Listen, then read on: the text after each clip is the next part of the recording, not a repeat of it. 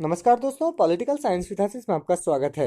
आज हम सब एक नए वीडियो के माध्यम से DU entrance DU MA political science के लिए जो क्वेश्चंस पिछली बार पूछे गए थे उसका आज हम लोग एनालिसिस करेंगे। और आज हम लोग इस वीडियो के माध्यम से पार्ट 1 के माध्यम से टोटल 25 क्वेश्चंस को देखेंगे और एनालिसिस करेंगे किस तरह से क्वेश्चंस पूछे जाते हैं, उसके पैटर्न क्या होते हैं। दोस्तों, आपको जानकारी के लिए बता दें, डीयू यानी दिल्ली यूनिवर्सिटी जो है वो अपना एंट्रेंस एग्जाम एनटीए के मदद से करवाता है, यानी कि डीयू का entrance exam national testing agency लेती है और ये एग्जाम ऑनलाइन मोड में होती है। आपको और जानकारी के लिए बता दें कि इसकी एंट्रेंस एग्जाम में टोटल 100 क्वेश्चंस पूछे जाते हैं और आपको हर सही उत्तर के लिए 4 मार्क्स दिए जाते हैं और गलत उत्तर के लिए आपसे 1 मार्क्स काटे जाते हैं। तो ये आपका जानकारी के लिए था। चलिए हम लोग बिना टाइम वेस्ट किए इसकी क्वेश्चंस को देखते हैं और सॉल्व आउट करते हैं एक एक करके। आप पूरे वीडियोस ध्यान से देखिएगा। अगर आप डीयू एंट्रेंस देना चाहते हैं तो ये वीडियो आपके लिए बहुत इंपॉर्टेंट होने वाली है। तो चलिए शुरू करते हैं। दोस्तों, जो सबसे पहला क्वेश्चन पूछा गया था वो ये था, collective security system of the UN is based on the principle of. दोस्तों, हम लोगों को पता है यूएन यानी यूनाइटेड नेशंस ऑर्गेनाइजेशन जो है वो एक वैश्विक संस्था है और उसकी स्थापना 24 अक्टूबर 1945 को हुई थी। कहाँ हुई थी? सैन फ्रांसिस्को, अमेरिका में हुई थी। अब यह है कि उसमें जो कलेक्टिव सिक्योरिटी की बात है यानी कि सामूहिक सुरक्षा की बात है, वो इनमें से कौन सी बात से ताल्लुक रखती है, यह पूछा गया था। तो इसमें ऑप्शन 1 जो है, balance of power to be maintain by the state of equilibrium, all for one, one for all, imposing sanctions against the brilliant state unilaterally, maintenance of security by major powers. तो ये 4 option दिए हुए हैं। तो हमको ये देखने को मिलता है कि जो सामूहिक सुरक्षा की बात है वो all for one, one for all का जो कॉन्सेप्ट है, एक के लिए सभी, सभी के लिए एक का जो कॉन्सेप्ट है वो सही प्रतीत होता है। और इसका प्रतिपादन कौन किए थे? तो इसका प्रतिपादन मॉर्गेनथाउ किए थे, जिसको हम लोग फादर ऑफ रियलिज्म भी कहते हैं। चलिए हम लोग आगे दूसरे नंबर क्वेश्चंस को देखते हैं। दोस्तों, दूसरा नंबर क्वेश्चन ये आया था, अबुल फजल रिप्रेजेंट द फ्यूजन ऑफ। हम लोगों को पता है कि अबुल फजल कौन थे? वो अकबर के एम्पायर में एक ग्रेट वजीर थे, यानी कि एक मंत्री थे, और उनकी प्रसिद्ध पुस्तक अकबरनामा है, ये हम लोगों को पता है। तो अकबरनामा यानी अबुल फजल जो है वो इनमें से किसका संयोजन करते हैं? तो इसमें है Arab Indian political thought, Indian Chinese thought, none of the above, Persian Indian political thought. तो इसमें हम लोग देखने को मिलता है अबुल फजल जो मेनली है वो पर्सियन इंडियन पॉलिटिकल थाउट, यानी ऑप्शन 4 इसका सही उत्तर होगा। अब हम लोग देखते हैं कि क्वेश्चन नंबर 3 आया था, in 1945 the new organisation called the United Nations pledged to promote social progress and better standard of life because, यानी कि 1945 में जो गठन हुआ संयुक्त राष्ट्र संघ का, तो उनमें से जो कहा गया है बात कि सामाजिक प्रगति और जीवन के बेहतर गुणवत्ता को बहाल करना है, ये क्यों है, आखिर उसके किस बेसिस पे है? तो इसमें ऑप्शन दिया गया था, जो पहला, it was competing with international organisation like World Bank. क्या वो दूसरे ऑर्गेनाइजेशन से compete कर रहा था? जी नहीं। The colonized countries has started to export pressure on the international community. क्या कोई प्रेशर डाल रहा था? बिल्कुल नहीं। The founders of UN considered it to be a white man's burden. क्या संयुक्त राष्ट्र निर्माता इसे वाइट मैन बर्डन के रूप में देखते थे? बिल्कुल नहीं।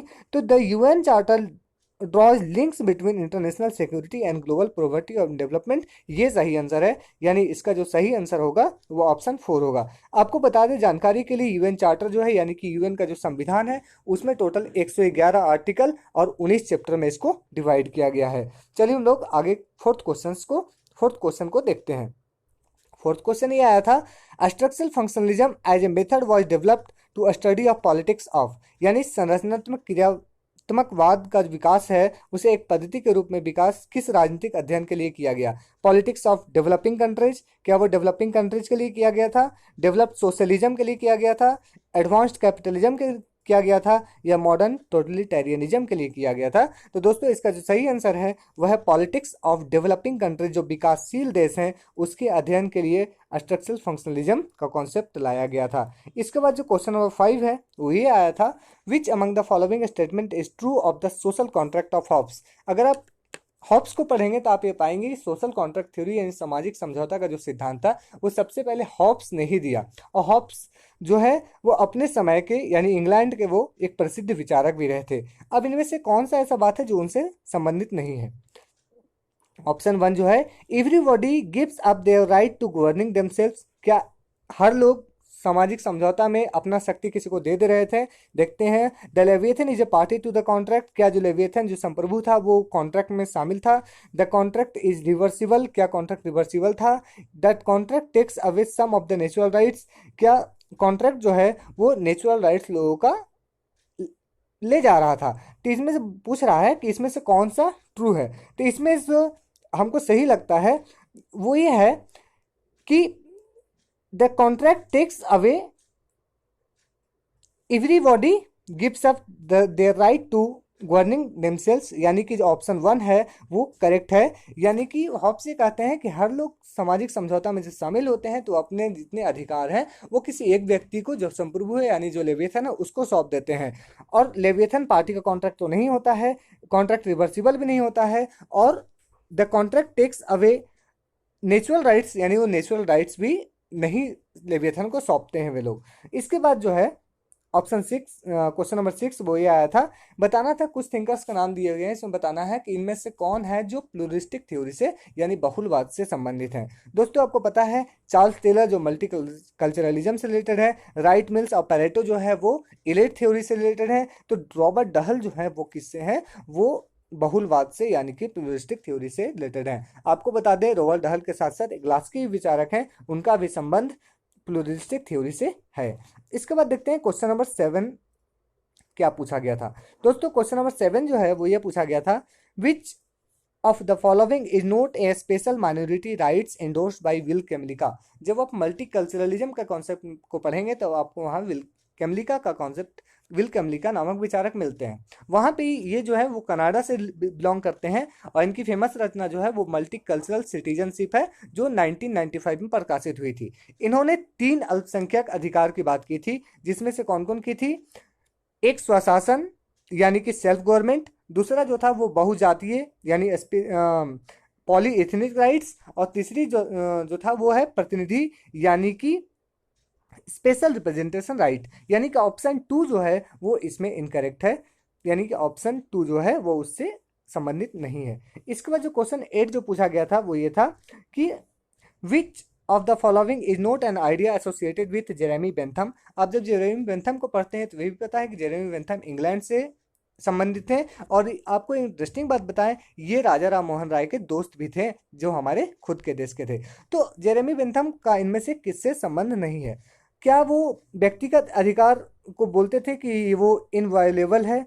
क्या वो every law is an infraction of liberty, क्या प्रत्येक कानून स्वतंत्रता का उल्लंघन है, ऐसा वो कहते थे? या तो वो it is highest happiness of the greatest number that is measure of right और रॉन्ग, क्या वो हैप्पीनेस को मेजर राइट और रॉन्ग की बात करते थे? या वो natural rights are nonsense upon stilts की बात करते थे? तो इनमें से कौन सा बात है जो उनसे जुड़ी हुई नहीं है? तो इसका जो राइट आंसर है वो हमको मिलता है कि इंडिविजुअल राइट्स आर इनवायलेबल, जो ऑप्शन 1 है वो इनसे संबंधित नहीं है, बाकी ये तीनों स्टेटमेंट जो है वो उनसे संबंधित है। इसके बाद देखते हैं हम लोग क्वेश्चन नंबर 9। क्वेश्चन नंबर 9 क्या पूछा गया था? Which of the following books deals with the concept of civic virtue. Civic virtue का संबंध इनमें से कौन सा है? तो सिविक वर्च्यू जो है नागरिक सद्गुण की जो बात है वो द डिस्कोर्स में लिखी गई है, यानी कि ऑप्शन 3 इसका राइट आंसर होगा। इसके बाद है question number 10, which of the following depict the Westphalian construction of world politics. Westphalia treaty जो आपको बता दें जो कब हुई थी? 1648 में हुई थी। तो इनमें से कौन सी बात है जो वेस्टफेलिया ट्रीटी से संबंधित है? तो सॉवरेनिटी, जी हाँ, वहाँ पे सॉवरेनिटी को दिया गया था, टेरिटरी को भी दिया गया था और ऑटोनॉमी को भी दिया गया था, मतलब हर स्टेट अपने आप में ऑटोनोमस है, ऐसी बात उसमें की गई थी। यानी इसमें से ऑप्शन ए बी सी तीनों सही होगा, यानी कि आपका इसका ऑप्शन 2 इसका सही आंसर होगा। इसके बाद है क्वेश्चन नंबर 11। इसमें क्या पूछा गया था? Which one of the following is the position of the transformationalist in the debate about globalization. Globalization के संदर्भ में जो परिवर्तनवादियों का क्या कहना था, इनमें से पूछा जा रहा है। तो क्या वो state are losing power and influence as a result of globalisation, क्या वो इसकी बात करते थे? क्या वो state remain a charge of globalisation and even managed to expand their capabilities for regulation of control, क्या वो इसकी बात करते थे, या तो वो states are becoming stronger in some respect and weaker in other result of globalisation, क्या वो इसकी बात करते थे। तो हम जब परिवर्तनवादियों को पढ़ते हैं तो वो ऑप्शन 3 हमको समझ में आता है, सही है, क्योंकि ये बात करते थे कि ये होने से, ग्लोबलाइजेशन होने से जो है वो स्टेट्स कहीं मजबूत हुआ है तो कहीं कमजोर भी हुआ है, यानी उसका ऑप्शन 3 सही होगा। इसके बाद हम लोग देखते हैं क्वेश्चन नंबर 12। इसमें बोला है विच one of the following is an example of social audit, इसमें से कौन एक है जो सोशल ऑडिट से रिलेटेड है। तो सोशल ऑडिट का जो कॉन्सेप्ट है वो आरटीआई यानी राइट टू इंफॉर्मेशन एक्ट से रिलेटेड है, जिसे कब लागू किया गया था, 2005 में, जिससे अन्ना हजारे संबंधित थे, और जो आज की आम आदमी पार्टी है वो उसी आंदोलन की देन है। चलिए दोस्तों आगे देखते हैं क्वेश्चन। आगे आया था question number 13, which one of the following is not A model of public policy making, इनमें से पब्लिक पॉलिसी मेकिंग से कौन सा एक मॉडल संबंधित नहीं है। तो इलिट मॉडल एक है, इलिट मॉडल, दूसरा है रेशनल मॉडल, तीसरा है इंस्टीट्यूशनल मॉडल, और चौथा है ट्रांसफॉर्मल यानी रूपांतरण मॉडल। तो इसमें देखते हैं कि इलिट थ्योरी, रेशनल मॉडल और इंस्टीट्यूशनल मॉडल जो है वो कहीं ना कहीं पब्लिक पॉलिसी मेकिंग से रिलेटेड है, लेकिन जो ट्रांसफॉर्मेशनल जो है, रूपांतरण मॉडल जो है वो इससे रिलेटेड नहीं है। इसके बाद देखते हैं क्वेश्चन नंबर 14 क्या आया था। ये आया था which conception of liberty Isaiah Berlin defends in his essay two concept of liberty. इस आइसिया बर्लिन जो किताब लिखे थे टू कॉन्सेप्ट ऑफ लिबर्टी, उनमें से कौन सी लिबर्टी की बात की थी। हम लोग को ये बात पता है कि वो दोनों की बात की थी, लेकिन ज़्यादा वो फोकस किस पे वो सही ठहराए थे, कौन सा लिबर्टी सही है वो किसको बताए थे। जो हम लोग एशिया बर्लिन को पढ़ते हैं तो उस समय देखते हैं कि वो नेगेटिव लिबर्टी जो है उसको वो सही बताते हैं, यानी कि इसका ऑप्शन 3 सही होगा। इसके बाद क्वेश्चन नंबर 15 देखते हैं। वो ये आया था कि एक तरफ विचारक का नाम, दूसरी तरफ हमारे उनके द्वारा लिखे गए पुस्तक का नाम, इसको मैच करना था। तो जो प्लेटो को हम लोग देखते हैं तो वो द लॉज लिखते हैं, रूसो को देखते हैं तो वो कौन सा पुस्तक लिखते हैं, इमाइल लिखते हैं, जे एस मिल को देखते हैं तो द सब्जेक्शन टू वुमेन लिखते हैं, और रॉल्स को देखते हैं तो लॉ ऑफ द पीपल लिखते हैं। यानी कि इसका आप सही आंसर अगर चूज करेंगे तो 1 का सी, 2 का डी, 3 का ए और 4 का बी आपका सही आंसर आएगा। चलिए आगे बढ़ते हैं। तो देख रहे हैं दोस्तों कि क्वेश्चन जो है वो हल्का लेवल का है, लेवल अच्छा है, यानी आपको अच्छे से प्रिपरेशन करने की आवश्यकता है, क्योंकि इसमें 4 पुस्तकें, 4 थिंकर्स, आपको अगर नहीं पता रहेगी तो शायद आंसर ना कर पाए अगर ऑप्शन वैसा आ जाए तो अब देखते हैं क्वेश्चन नंबर 16 क्या था। विच क्वेश्चन 16 है match the thinkers with their corresponding text and choose the correct answer from. यहाँ पे विद टेक्स्ट से क्वेश्चन आया है, तो ये जो है वो जो है इंटरनेशनल रिलेशन से लगभग आया है। देखते हैं थ्यूसिडाइड्स जो है वो द फ्लोरेंसियन वॉर से संबंधित है। मॉर्गेनथाउ जो है उनका फेमस पुस्तक आप लोगों को पता भी होगा, पॉलिटिक्स अमंग नेशन है। केनेथ वॉल्स जो है जिनको फादर ऑफ नियो रियलिज्म कहा जाता है, वो थ्योरी ऑफ इंटरनेशनल पॉलिटिक्स लिखते हैं। और मैकियावेली जो है उनका द प्रिंस तो है ही, यानी कि इसका जो सही आंसर है वो ए का 3, बी का ए, सी का 2 और डी का 4 होगा। ये आप देख लें। इसके बाद जो क्वेश्चन नंबर 17 है वो क्या आया था, कुछ स्टेटमेंट दिए हुए हैं और ये लिखा बताया गया है कि ये स्टेटमेंट किससे संबंधित है। तो politics is an art of possible, ये कौन बोलते हैं। Man is a political animal, ये कौन बोलते हैं। Politics is about who gets what's when and how, ये तो पुस्तक का ही नाम है, वो कौन बोलते हैं। Politics is capacity of act of concert, ये कौन बोलते हैं। तो politics is art of possible जो है वो ऑटन वॉन बिस्मार्क बताते हैं। ए पॉलिटिकल एनिमल कौन बताते हैं, एरिस्टोटल बताते हैं। Politics is about who get what when and how, ये लास्वेल बताते हैं। और पॉलिटिक्स को capacity of acting in concert जो है वो हेना आरेंट करते हैं, बताते हैं, यानी कि हेना आरेंट बताती है। यानी कि इसका ऑप्शन जो है वो कौन सा सही होगा, ए का 3, बी का ए, सी का 2 और डी का 4। आप इसे देख लें। इसके बाद क्वेश्चन नंबर 18 जो आया था वो हमारे वेदा से रिलेटेड आया था। इसमें आया था विच among the 4 Vedas gives importance to Indra in his Indra भगवान को इनमें से कौन जो है वेद शामिल किया है, महत्वपूर्ण बताता है। तो हम देखते हैं जब ऋग्वेद जो है जो सबसे ओल्डेस्ट वेद है, ये जो है इंद्र को एक स्पेशल जगह प्रदान करता है। इसके बाद क्वेश्चन नंबर 19 जो है वो ये आया था When was gender mainstream adopted as official UN policy by UN General Assembly, यानी संयुक्त राष्ट्र महासभा द्वारा यूएन की सरकारी नीति में कब जेंडर मुख्य धारा को जोड़ा गया? तो ये जो है वो मेनली 1980 यानी 1980 में इस बात को जोड़ा गया था। इसके बाद जो क्वेश्चन नंबर 20 है वो क्या है? 14 सार्क समिट जो कहाँ हुआ था? दिल्ली में हुआ था। तो वो 2007 में जो हुआ था वो मेनली किस बात पे फोकस था? तो हम बता दें ये मेनली जो था वो किस बात पे फोकस था? इम्प्रूविंग इंटर रीजनल कनेक्टिविटी, यानी ऑप्शन 1 इसका सही आंसर है। इसके बाद जो है वो है Kabir is considered as political theorist because, Kabir को पॉलिटिकल थ्योरी हम लोग इसलिए जानते हैं क्योंकि वो पोएट थे, फेमिनिस्ट थे या पॉटर थे, इसके वजह से नहीं, बल्कि वो इसलिए जानते हैं चूंकि ह्यूमन के जो आइडेंटिटी बेसिस जो बर्थ पे बनाया जाता है उसको वो मानने से इनकार किए थे, यानी कि ऑप्शन 1 जो है वो इसका सही आंसर है। इसके बाद देखते हैं question number 22, the materialist conception of history views history as, मतलब इतिहास से संबंध रखने वाले जो भौतिकवादी विचारक है वो क्या मानते हैं? तो इसमें देखते हैं ये जो है वो mainly as creation of man subject to empirical laws as shaped by acts of great man as result of accident as imposed by super natural powers. तो इसमें देखते हैं जो ऑप्शन 1 है कि मानव का सृजन है, मनुष्य का सृजन है जो कि अनुभविक विधि का विषय है, ये इसका राइट ऑप्शन होगा। इसके बाद देखते हैं question number 23, who among the following is called father of liberalism. ये आप लोग को पता है, बहुत आसान क्वेश्चन है कि फादर ऑफ लिबरलिज्म जो है वो जॉन लॉक हैं। इनकी जो फेमस प्रसिद्ध पुस्तक है वो टू ट्रिनिटीज ऑन सिविल गवर्नमेंट है, और ये जो है वो 3 तरह के नेचुरल राइट्स की बात करते हैं, प्राकृतिक अधिकार की बात करते हैं, लाइफ, लिबर्टी एंड प्रॉपर्टी।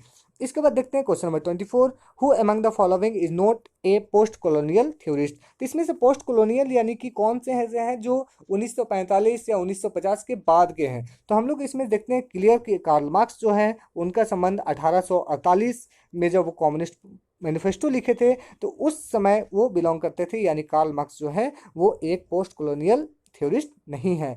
इसके बाद देखते हैं क्वेश्चन नंबर 25 कि with whom would you associate cave oligarchy. तो केव एलिगर्की ये जो कॉन्सेप्ट है वो प्लेटो से संबंधित है, प्लेटो की जो फेमस पुस्तक है वो द रिपब्लिक है। तो उम्मीद है दोस्तों आपको ये सारी बातें अच्छे समझ में आई होगी। देख रहे हैं आप क्वेश्चंस जो है वो हल्का अच्छे लेवल्स के आए हैं, चूंकि इसमें बहुत सारे बुक्स के नाम आए हैं, बहुत सारे कॉन्सेप्ट्स के नाम आए हैं, बहुत सारे डायरेक्ट क्वेश्चंस भी आए हैं, कुछ इजी क्वेश्चंस भी हैं। तो आपको प्रिपरेशन अच्छे से करनी होगी अगर आप डीयू जैसे बड़े विश्वविद्यालय में पढ़ाई करना चाहते हैं। तो आप पढ़ाई कीजिए और वीडियो को देखते रहिए, अच्छे लगे तो अपने दोस्तों के साथ शेयर करते रहिए। फिर मिलते हैं नेक्स्ट वीडियो में, तब तक के लिए धन्यवाद। जय हिंद।